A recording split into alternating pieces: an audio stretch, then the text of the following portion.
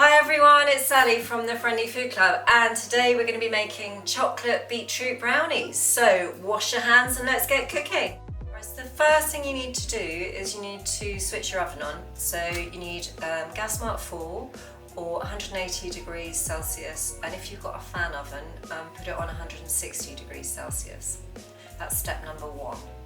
The next thing you need to do is you need to get a tin, a baking dish of some kind that's probably about 2 to 3 centimetres deep, about 20 centimetres squared, and you need to line it with a piece of greaseproof paper.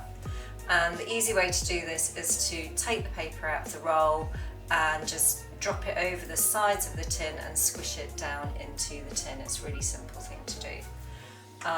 And then we are ready to get cooking. So the first thing we need to do when we're preparing this dish is we need to take our 200 grams of plain chocolate and break it into small pieces into a bowl. That could be a metal bowl or just a china bowl, but something that is okay with heat. And then you need to put it over a small pan, so it's got to be a pan that's smaller than the bowl. And you want to put some boiling water into the pan on a very low heat on the oven, and you want to put the bowl over the top of the pan, but you must make sure you don't get any water in your chocolate, otherwise you will spoil the chocolate and you won't be able to make your chocolate tray bake. So be very careful and make sure you don't have it on too hot, because if you have it too hot that will also spoil your chocolate and it won't melt. So we get the pan on the heat, and with a knife just very carefully stir it around until all the chocolate is melted.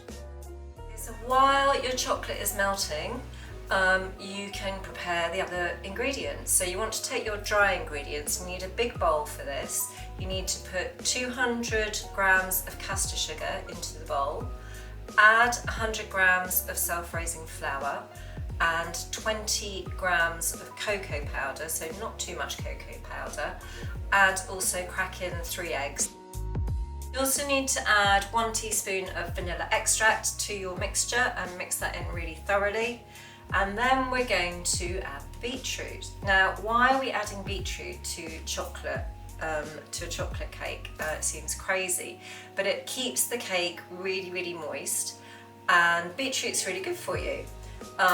It's one of your 5 a day. It is purple and it has lots and lots of vitamins and minerals and fibre and iron and vitamin C, lots of really good things in it. So it's a really good thing to eat in any shape or form. And trust me, it tastes really good in chocolate. So you want to take 150 grams of beetroot. You don't want beetroot that's got vinegar in. You just want the beetroot in the packet that's in the salad section in the supermarket.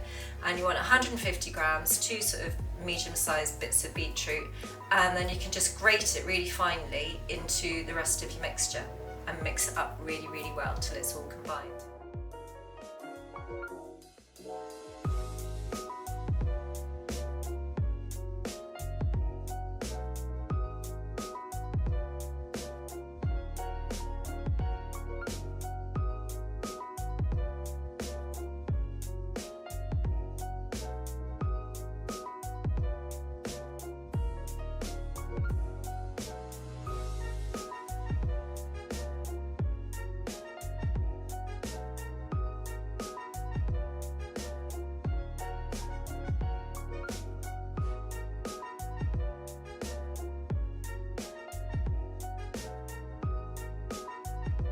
So once your chocolate is nicely melted, you need to then stir in 100 grams of butter, and you can just chop the butter into little pieces so that it melts much more quickly in the chocolate.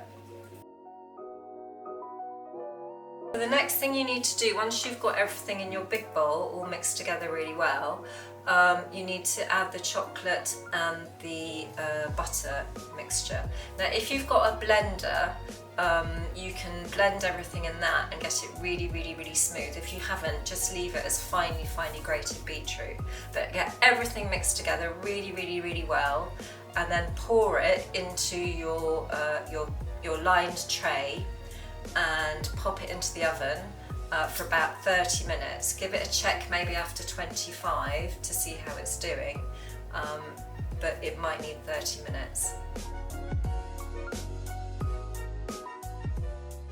So guys, here we go. We've got our lovely, delicious smelling chocolate beetroot brownies. So please have a go at home, post your photos on our Facebook page and enjoy cooking them and enjoy eating them too.